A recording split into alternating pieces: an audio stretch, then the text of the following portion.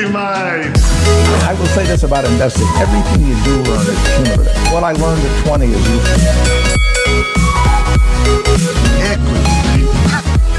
Welcome to another episode of Equity Mates, a podcast that follows our journey of investing. Whether you're an absolute beginner or approaching Warren Buffett status, our aim is to help break down your barriers from beginning to dividend.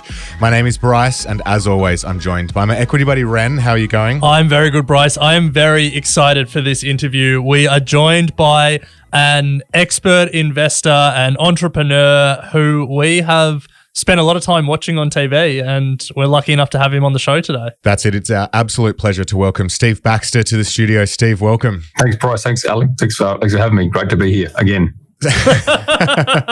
Well, we might pick that up a bit later. Steve is an Australian investor and entrepreneur living in Brisbane. And as Ren alluded to, many people will know him as one of the sharks on Channel 10's Shark Tank. And we're excited to unpack that.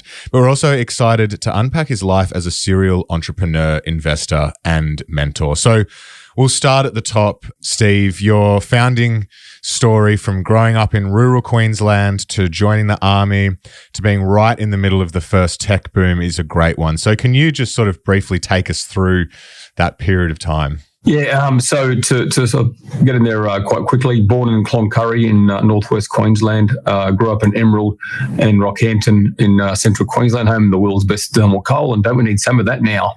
When I was 15 years old, joined the army as a boy soldier. They could no longer do that, thankfully, because that's wrong.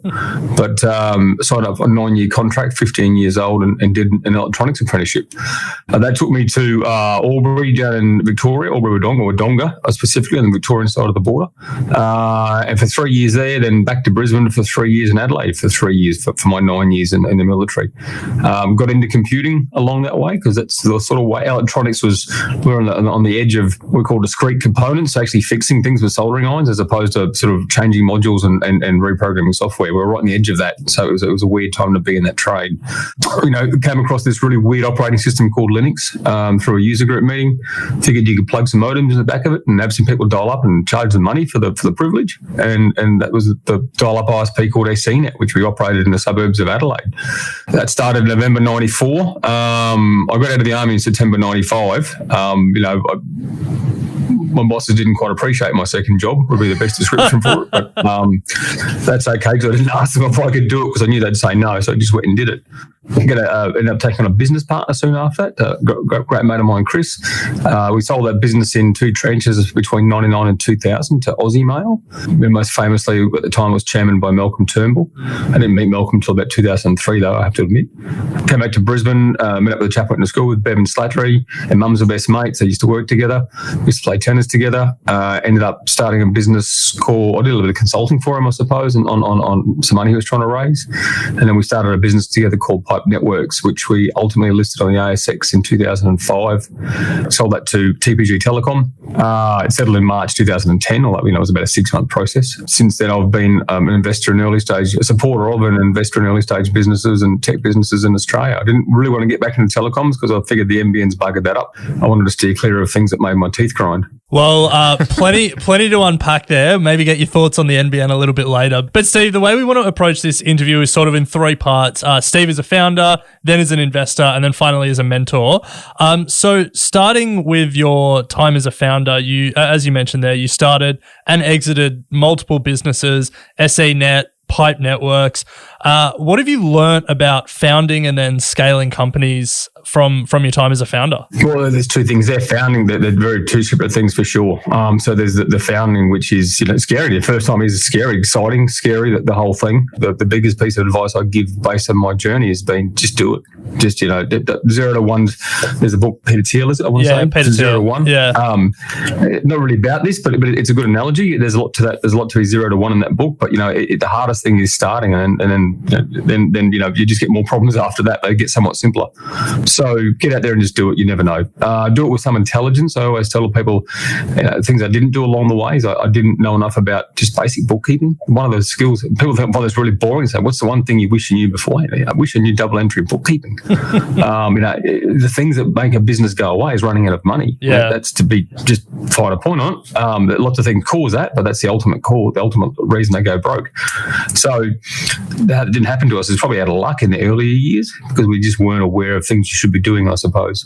Get some skills, get some business skills. That's sort of very important. But get in there and start, because whatever you start on, you're not going to finish on. It'll change along the way. Call it a pivot, call it whatever you want. It'll end up morphing. That's for sure. Yeah, I feel so lucky that, Bryce and I are starting this business in 2022 rather than when you started SENet in 1994. Just the amount of tools and like software platforms that are available to help us, do things like Xero. Xero for accounting, or like all those website builders and stuff to help you like get a website off the ground. I don't want to say it's easier now than it was then. There are always challenges, but it feels a little bit easier. Different challenges. It's true. We had 65 full-time equivalents, I want to say, in SENet when I sold it. I think 8 of those were programmers, literally C++, like literally code programmers. We'd sometimes have to modify the Linux kernel because there was bugs in it. It was open source software. But we literally had kernel hackers working for us because we couldn't make it do what we wanted to do. Now imagine that nowadays. Yeah. You have Salesforce and all these sort of WYSIWYG tools. So look, which is great, means you can actually put more intelligent capital into just more productive things. I think it's a benefit, that's for sure. Yeah. So starting SENet in 1994 put you like right at the forefront of the tech boom. So did you sort of see this disruption coming? Was it right place, right time? What was the sort of moment? Yeah, I think both of those things. I mean, right place, business success is really about timing. Timing is so important. It's probably one of the most important factors. A lot of that, and you can't really control that because a lot of macro stuff that comes into that. One night at a computer user group, I saw someone using a web browser. Even before I hadn't even used a graphical interface yet on Linux, and they're actually interacting with the CGI Common Gateway Interface Standard 1, I think, had just come out, and it just standardized how people could actually write scripts and forms and interact with the computer. And it was just a shocking moment, actually. So that was the moment I knew I had to leap through that. I could see the window open. I had to sort of go through with both feet. But I mean, back then, the biggest companies, one of the biggest companies around, I'm pretty sure it was the guys who did the B&D roller doors. It was actually a roller door company. It was like a garage door roller door company. And they had like 10 depots around in Australia and had to communicate through their software. So they ended up they're actually one of Australia's larger ISPs at the time. And they never followed through. So they would have been done far better from internet than bloody garage doors. Corinthian doors. That was it, Corinthian doors. It was called Corinthian Internet, and it came from this door company. It was really, really weird. So all sorts of TNT, the big transport company, they're one of the biggest networks in Australia at the time, and they were a quasi ISP. It was a weird landscape back then. Yeah, wow. I love that idea of timing being so important, and it feels like we look at today, and it feels like the media. There's always talk about the next disruption coming or the emerging technology, AI, machine learning. Recently it's been blockchain and Web3. For a long time it's been Internet of Things. It feels like the media are always writing about us being on the cusp of something else, but many of them we never really seem to really get into. Do you look at the world today, the world of technology today, and see a similar opportunity to what you saw with the internet in 1994? I've probably become quite jaded on technology, to be honest. Technology is there to solve a problem. And there's always, I call it the latest highbrow computer science or network technology. So whether it's, I was there when Java was going to be the last language to rule them all, like a Tolkien type sort of computer language, one language, and that never happened. I was there when WAP, Wide Area Protocol, came out, which is the precursor to what we do with the data on phones now. And that was just a screaming disaster. It had government interference in it too, so it was always bound to be a failure to start with. Look, providing it goes faster, it's cheaper to operate, cheaper to run. So in terms of, in networks, in terms of bandwidth utilization, in terms of the infrastructure you need to drive it, to your point before about having zeros and all these WYSIWYG websites. I mean, someone else has done the hard work and you just sit on top of these geniuses before us, which is all really good. So providing, if you pick the right people and investment and that they're using the latest in appropriate technology, that's what you want. There's people out there who do back technologies and they're deep technology investors, and I'm like, I tell one of my NBN rants is I tell the story that when we started SENet, we started with 14.4K modems, and then we literally had to change them all that to go to 28K. 28.8K. Then we had to change them all that to go up to 33.6K, because that was huge. And then the 56K came out, and there was 2 different flavors of those. We had to have 2 different flavors. We had to truck roll those out twice. And then we had 3 different flavors of ISDN at 2 different flavors of ISDN at 64K. And then DSL came along with that very early DSL came out 5 different flavors. So you don't understand technology. You think this is the last technology. Yeah. So, Steve, you co-founded Pipe Networks with Bevan Slattery, who, alongside yourself, is recognised as one of Australia's leading entrepreneurs and founder of NextDC. So you could say a pretty good choice of a co-founder. How did you navigate finding the right co-founder and then building a team from there? You know, there's a lot of people listening out there who have an idea, searching for a co-founder. What advice would you have for them? And I guess in particular, Bryce and I are co-founders. So any advice for us? It's a fraught relationship. So between Bevan and I, so we literally we're about the same age, but a grade apart in school. We used to play tennis on a Saturday morning together. And mums were best mates and worked together. Then when I moved back to Brisbane, Bevan contacted me and he was trying to raise some money for a thing that looked a bit like pipe, but wasn't quite pipe. And we had to change it quite a bit. And that was just as the 99 2000 tech wreck was just descending and murdering things. So it was really hard to raise money. And from that, we decided to change how it actually, the business plan and get into it. But back when I started, we used to call ourselves sort of, this co-founder thing and CEO. We used to be like business partners and managing directors, Yeah. all the boring old stodgy terms. We got funkier terms, they're entrepreneurs. So co-founders in general. So one of the biggest risks we have when we invest, so there's lots of questions in there. How do we scale? So I think we stayed the same size at Pipe. We've come to Jesus moment because we had, I think, 8 or 10 months worth of rent free in the place we got in Brisbane, and that just made us lazy. We used to go to long lunches and who cares about customers, type of thing. It wasn't quite that bad, but as his rental payments were approaching us, we knew we had to actually get probably pretty serious in the business. And we were sort of lucky at the time that a few things fell on our laps, and we managed to find some good people. We went through, we didn't keep all staff. It was definitely a journey where we cycle people out, that's for sure. And in general, like, the co-founder dynamic. Okay, the lack of a co-founder for people like for investors such as myself is interesting. We rarely ever have. About 60 companies, probably done 3 times, have a single founder. Wow. Okay. There's just way too much risk there. So, and then when you do get multiple founders, you've got to make sure you get that balance right at the same time. So, there's ways you can line that up. I always like having in the core founding group, having the appropriate technical skills. People think I demand tech everywhere. I don't. You need the technical skills in the core founding group. You know, the person who knows how to build this thing again, equity incentivized. So that's what it's really about. So it's good to have a mix of skills if you can, business versus tech, et cetera, operations. That's, the balance rarely happens in life, if you know what I mean. There's always a bit of a compromise, but that's life's a compromise. And then when that relationship goes bad, I mean, it can go stratospherically bad. We've had some, I've got some legal remedies. I just can't talk about some, to be honest, because we had to actually march people out. I can't say nasty things about, excuse me, so I won't use their names.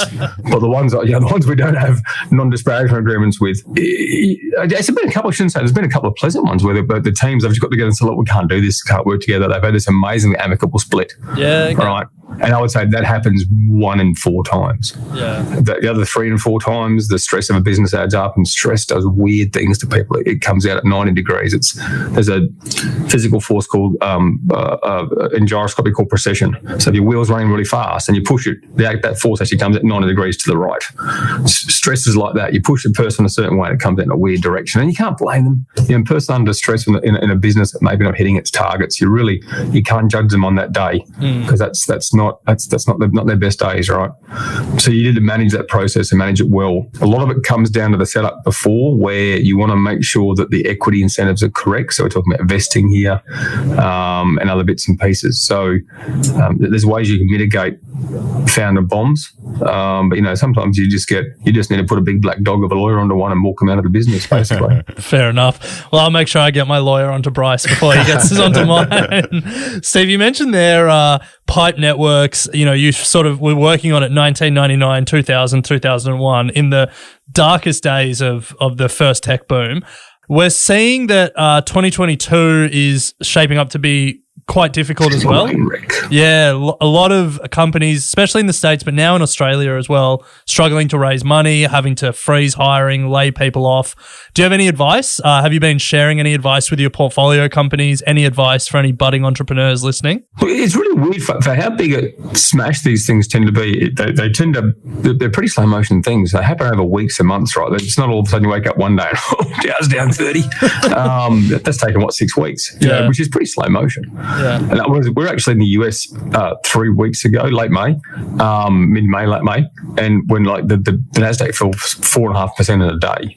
We had these people coming in and talking about the markets, and it was just ashen-faced people coming and talking to us. So we couldn't raise money. Actually, the initial pipe networks business plan needed massive alterations and change anyway, and it was a pretty good plan in the end.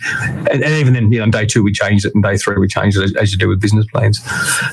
So, and we end up, I think Bevan was trying to raise $2.5 million, and then we end up funding it with about 150 grand a piece. I mean, it might have been 70. I think our loans got to be the most of about 300 grand, I think, I want to say, between us. So we didn't need everything. But once we actually started selling, we got less lazy, we started selling, and we got money. It was actually a bloody profitable business, to be honest. It was a really nice business. So right now, though, with everything that's going on in the market, it's not as bad, as mostly because everyone who's funding the middle and the growth stocks have walked out of the early stage because they're running away from the carnage. And so they're flooding money into that lower end of the market. But what we're recommending people do is to understand their runway, use this as an opportunity to potentially take care of problems inside their business, shoot deadwood staff essentially, and clear up anything that you possibly can. Get some runway behind you. Start getting back to the basics of unit economics about how you're going to survive 2 years with no fundraising. Mind you, we said the same at the start of COVID at the same time, right? Remember the dark old days of March, April, May 2020, where everyone thought half the world was going to die, right? Thankfully, that didn't turn out to be the case. But, we gave similar advice then that we're not through this yet, but there's a real market correction going on. In our space, you've had the crossover guys come in. The last 3-4 years have been amazing sort of disruption. Yeah. So you had the initial crossover, on the term, SoftBank with their Vision Fund, with like $100 billion fund, for God's sake, came in and just upset the apple cart. And then Tiger and the other crossover guys came along and said, hold my beer.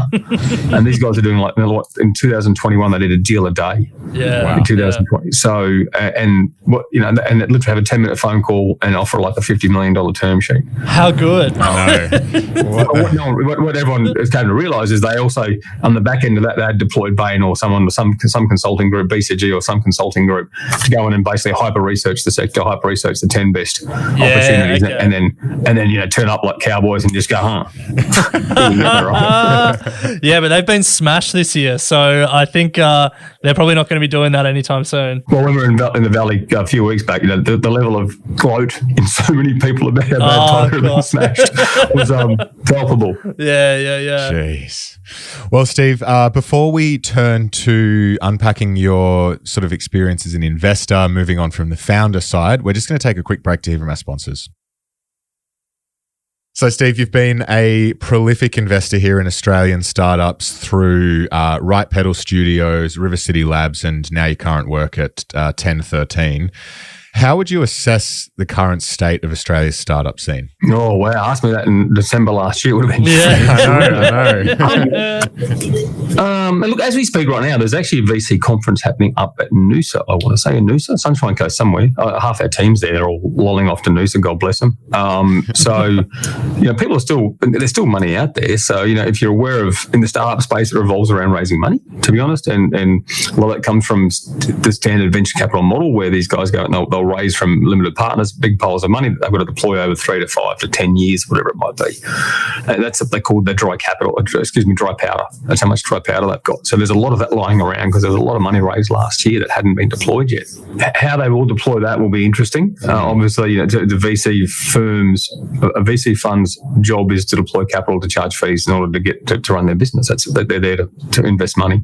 So ours is a little different with 1013. So we raise on a deal by deal basis. We we have 560 investors in our syndicate, LPs for want of a better term, and we put a deal by deal to them at the moment. And we did, and we were small. We talk about the stats, and we did $2 million in the first year, which is our first 3 months of we'll talk calendar years. And the second one we did 12, and then we did 40. And we'll probably do 40 this year as well. So I don't think going from 12 to 40 was that's big. Yeah. We also had one exit along the way, which is great. So last year we sold a company called ClipChamp, or a Microsoft acquired a company called ClipChamp that we had a portfolio. It was our 1013 investors were in that. I was in it for the 2 previous rounds as well. So you get to shake out. Like I said, the answer I would have given you maybe in January, February, probably before Putin did his stupidity, would have been a lot different to the answer now. And now, given the fact that finally, the money printing party's over, and now the hangover's going to set in. So inflation's yet to kick in. There's been a lot of pressures out there, but at the same time, then there's lots of historical parallels about these times in the market, like the 2000s. Google, whilst Google got funded in '98, but there's a lot of great companies came out during the first .com boom and actually powered through. Yeah. Same as with during the GFC at the same time, there was a lot of good value was created in that period of time, because it also obviously creates opportunity that people can exploit. And we're long-term investors. Most of our portfolio have got enough runway to sort of get themselves through 18 months, 2 years. We can wait it out, and we're still pretty big believers in it. So far as in Australia is concerned, the Australian startup scene, the Australian funding scene is good. You have the likes of Blackbird and Airtree raised just scad loads of money. There are tons of smaller funds out there as well. They have the innovative funders ourselves, and there's another lady called Cheryl Mack. She runs Aussie Angels as well. She's doing something very similar. You've got Kylie Fraser from Flying Fox Ventures does something very similar. So there's some innovation in that space there, which is nice. And so far as funding models is concerned, we are well placed with successes. So the likes of Canberra, Atlassian in Brisbane here, Octopus Deploy, if you come across those guys, they came out of nowhere to be like $1 billion valuation. You've got Go One here in Brisbane. They just raised at $2.2 billion right in the middle of the smash. So they double their barrel right in the middle of the smash. So I think that's proof point that if you're doing okay, and then you can actually raise money, and you can raise it on a good lick. On what you're doing before. So I think if you're winning, you're not so much affected. And if you're still trying to prove your business model, you're probably in a world of hurt. Yeah. Now, Steve, we can't talk about your career as an investor without talking about Shark Tank. I think for people who weren't intimately involved in technology or aware of it. It was on Channel 10. No one watched it. It's all right. No, I can say that Bryce and I watched it, and we pitched a very half-baked idea that never got past the very beginning. And we're very glad that we didn't get on. But we were watching. But I guess as an investor, what did you learn from your time as a shark? What did you think of the Shark Tank experience, I guess? Oh, I loved it. I mean, anyone who says they don't like celebrities probably never had it. As a pure selfish way, it's great. So but it did come with some downsides. The positives more than outweighed the negatives. The experience on reflection taught me a fair bit of humility, because you can be flippant when people come and pitch you, and you sometimes get pitched off, and you just want to you can be a little bit inappropriate. But I mean, these people are not only that pitch in front of you, but literally if they get a bad TV out of this, it could wreck their business. So you've really got to do the right thing and understand the equation that was and probably didn't understand it sort of halfway through the first season. That's at play there.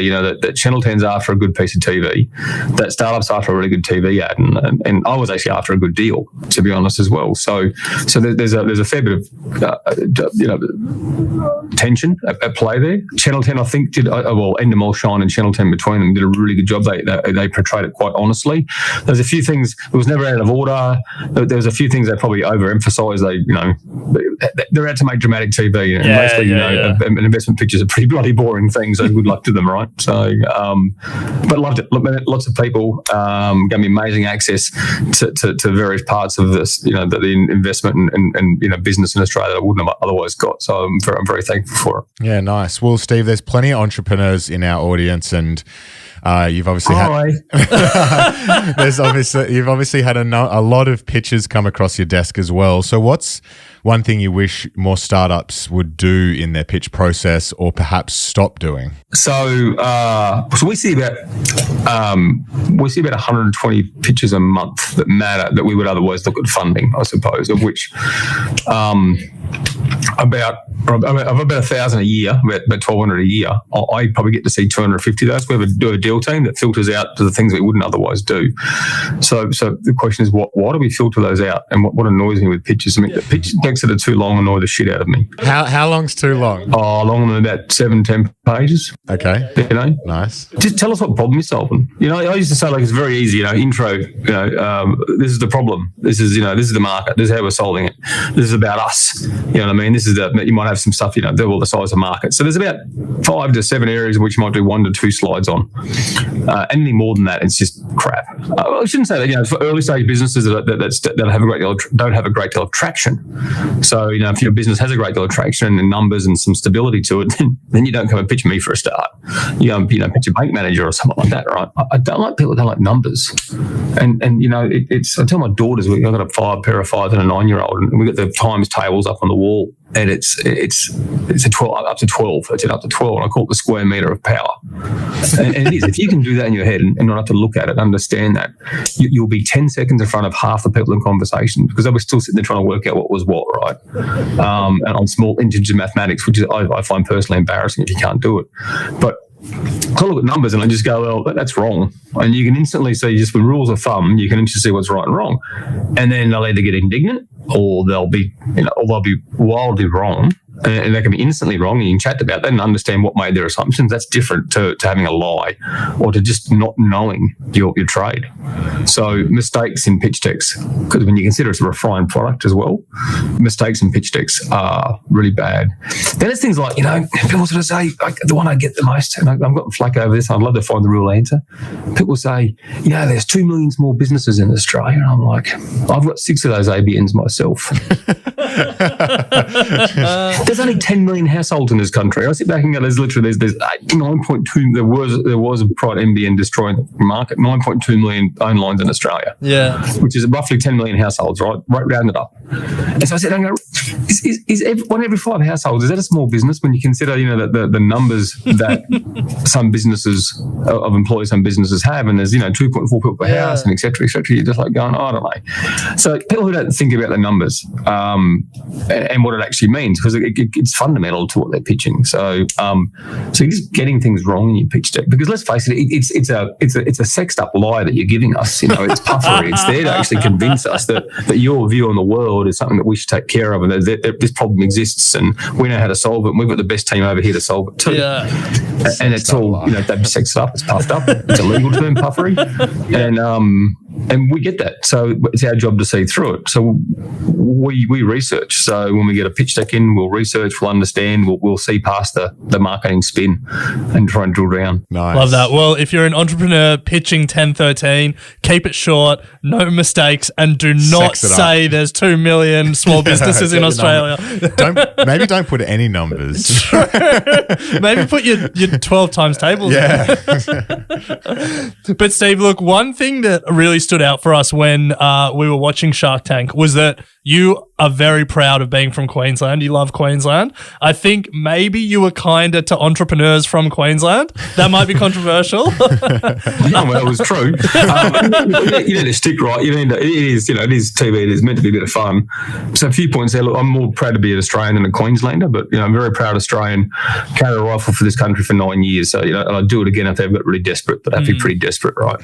So behind that Queenslander, I think it's a lovely state. I go and I do live here, but I spend my money here. I until recently I owned property in the Whitsunday holiday house. I've just come back from weeks fishing in the Gulf of Carpentaria. I'm going back again in 3 weeks because it's the best place in the world. I think I wear my causes on my sleeve, to be honest. I exercise my causes from my wallet, I should say. So I don't like people who besmirch Queensland. I think, that we, and that goes down to industry as well. So we have lots of farming, we have lots of extractive industries. Australia has lots of farming and lots of extractive industries in general. And I'm actually exceptionally proud of those. And I think it's the stability that allows us to do this other tech stuff, which is great. In 2017 to 18, you were Queensland's chief entrepreneur And before we were preparing for this interview, we'd never heard of that term before. So what does a state government chief entrepreneur do? It's a pretty cool business card. Yeah. So I was working with I was actually working with the Campbell Newman LMP when he was in power there as well, and about what to do with respect to innovation. This is when I still thought government could actually do something without getting in the way, and I'm firmly disavowed of that notion at this point in time. He didn't win that election, a re-election I should say, but the Palaszczuk government pretty well took that plan, changed the name, and pretty well did something very similar, so it wasn't too bad. And part of that was we needed like a cheerleader in chief, for want of a term. We needed a focal point, and we ended up sort of brainstorming that into something called the chief entrepreneur, which I was supposed to be the first one. I ended up being the second one. We discovered we're having twins, and my wife said, "You're not going to do that, right?" Yeah. Twin babies to the house. So Mark Salby, who was a great first chief entrepreneur from Blue Sky, he was awesome. He was so much energy. He did that one. So, and basically, you get to make the role whatever you want. So I said, look, I want to do a large multi-day event outside of the Southeast Queensland corner every month. I want to take a whole bunch of entrepreneurs. So I've got my plane. I've got a slightly bigger plane now, but I had a sort of 7-seater plane back then. And we just put really interesting people in it from Brisbane, and we'd go out to, bloody Blackwater and Emerald and Longreach and St George, everywhere, absolutely everywhere. And we just went to the local Chamber of Commerce or the local business meetup. Most people in business like networking, and I think most people in business should network. But, when you're in Blackwater, you get the same 3 butchers, bakers and candlestick makers at every meeting. And so just bring in fresh, nothing wrong with butchers, bakers and candlestick makers, rah, rah, rah. But you know what I mean? It's the same people. So bring fresh blood in, bring different ideas, and there's no more different idea coming in a regional community with a bunch of people who invest in loss-making startups. Yeah. That's something you got to bend your head around, right? Are we right or are we wrong? History will tell with respect to that. But at least we bought a different set of people to network and to understand and talk. And that was what it was about telling stories and taking stories back. But I wanted to do 3 things. I wanted to do those networking tours. I've got to remember them all now. I wanted to change telecommunications in Queensland. So the state had large tracts of unused fibre optic cable running through the power link, the same power grid that can't get us enough electricity to keep our heaters on at the moment. But anyway, and so we were trying to free that up. So that ended up, something happened there, but took way too long, and it was a bit too gutless in the end. Then I wanted to do flying cars. Like I literally thought that have a big, hairy, audacious goal, right? Your BHAG, big, hairy, audacious goal. So what's that? So, well, if you literally, the one way to flatten a city, and flatten the city, not in a destructive sense, but in a topological sense. So tell it with allegory, I suppose. So there's a lovely place at Noosa called Peregian Beach, right? It's 123 kilometres, I think, as the crow flies, from Brisbane to Peregian Beach, right? And there's a vehicle maker out there, electric flying vehicle maker called Lilium in the EU, Lilium. 300k an hour. So for 23 minutes in one of those vehicles, and for $5.50 worth of electricity, you could live at Peregian Beach 23 minutes away. Excuse me. Now, if you're going to sit half hour on a commute, where would you rather live, Peregian Beach, or half hour through a shitty drive that way, if you know what I mean? So rather than build these huge, big ribbons of concrete and steel that just take 10 years to build, and then the second day they're open they congest, let's actually think out of the box and do that. And because there's a lot of technology involved, there's a lot of software required. There would be an amazing amount of things that would have to be created to occur. Other jurisdictions are doing it, but I couldn't quite get that across the line. People couldn't quite picture having. I used to say, when was the last time you were 50 metres away from another car on a freeway? Never, right? And sometimes you're within a metre of them and almost head on, right? So in a cubic metre of airspace, you can put 4,000 vehicles separated by 50 metres. Not that you would, because that probably seems like a few too many. but it's just amazing. You just get people to think and realign that. And why do we have to live? I want to live half hour away, but why can't that be the Toowoomba Range, where it's like 5 degrees cooler every time of the year? So that was my big, hairy, audacious goal for chief entrepreneur, and I just thought I was mad, I think, to be honest. So. I feel like you have to be mad to be the chief entrepreneur, to be an entrepreneur in general. Love it, Steve. Well, for those that have been listening and would love to follow you or find out more about what you're doing at 1013, are you on any socials? What's the best place to sort of keep up to date? Yeah, we have LinkedIn. That's probably the best place to do professional, which is 1013.vc, I think is the domain. Well, the domain is 1013.vc. You just go to LinkedIn and type 1013 in. Nice. I think I'd probably find it. That's at TEN13. Follow me on Twitter. Do that. Do that, but don't blame me. I've got certain right of centre opinions that tend to rub people the wrong way, which is pretty cool. I have Facebook there as well. Steve Baxter or Shark Baxter. I think it's Shark Baxter. I know my PR company got it when I was on. I don't know. I just click on the Facebook link and it takes me there. Nice. So, but judging by my haters, I'm not that hard to find, which is pretty cool. No, it's great. We really appreciate you taking the time. We even more appreciate the fact you came back a second time. We did have some audio issues. But Steve, we always like to finish these interviews with the same final 3 questions. So we'll move on to those. The first one is, do you have any books that you consider must read? Yeah, they're pretty boring to some degree though. So it's E-Myth, Gerber, just foundational if you want to get into business. Very simple book. It could be written by, read by probably a grade 7er, but it's pretty good. I like Angel by Jason Calacanis. He's a lovely chap. He loves himself, and he'll tell you how much he loves himself. But it's a really good book about angel investing. Hard Thing About Hard Things is actually really good. Yeah, I love that. Otherwise, my favourite books tend to be sort of zombie apocalypse, sort of space sci-fi, and just escapism. So I try and, because I read contracts and books and blogs all day. The last thing I want to do is do that when I go home. Yeah. There's some great book recommendations. We'll include them on our website. But Steve, second question we like to finish with, forget valuation or them as the company as an investment today, just purely on like what the company does, its fundamentals, its competitive advantage. What's the best company you've ever come across? Best I've ever come across. Look, the ones that we founded, I'd have to say Pipe Networks was the most fun I've ever had, to be honest. It was amazing. I worked at Google for a year, right? And Google's the worst place I ever worked. Oh, wow. Truthful. So not much fun there. You can't have fun in chaos, and you can't have inefficiency is never fun. I find that I get a lot of, probably from my military background, I get a lot of personal satisfaction from professional fulfillment. And if you can, wake up and go to work at 8 or 9 in the morning, finish at 5 or 6 at night, whatever it is, and you know that you've done this, and this, and you go back and you feel fulfilled. And that was almost every day at Pipe. That was, we changed the face of telecoms in Australia. Before we started, the highest speed connection you get at home was 1.5 megabits a second. By the time we finished, it was in the hundreds of megs, and we'd almost drove it instantly to 24 megasecond at the top of DSL. So Pipe was an amazing company. A lot of people answer Google to that question, so I loved that you told us that Google wasn't a great place to work. A bunch of over-entitled children. Oh my God. Well, we'll have to get Steve back on to talk about Google and the NBN. Yes. That'll be a spicy episode. Be an aftermarket episode. And the people I work with at Google were fine. They're lovely. Everyone's lovely. You never really met an arsehole in the world, but it's when you put them together, or you sort of force systems around them, they tend to, I don't know, just be no fun. Yeah. Okay.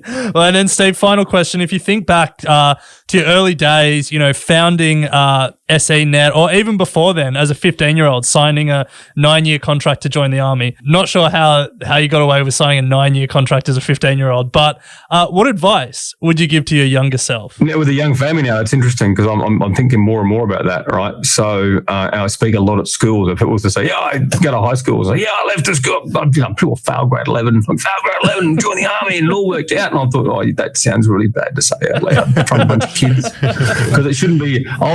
I think we're an exceptionally lucky country because you can fail into something that's pretty good, right? And I failed into something that was pretty good. I was very lucky. And I'm not saying there wasn't work involved there, but it wasn't.